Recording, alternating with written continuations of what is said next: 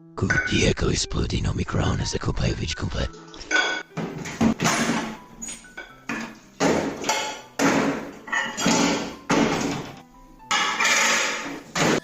Família, eu tava fazendo a pior cagada da minha vida. Depois disso daí, ó, explodiu tudo no meu micro-ondas.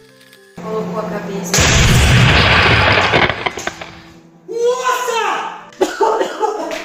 Uau!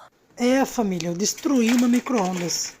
Olha a merda que eu fiz. Bom, jamais eu esperaria por isso, né? Olha aí no que deu. Vou ter que jogar fora e comprar um micro-ondas novo. Até o próximo vídeo.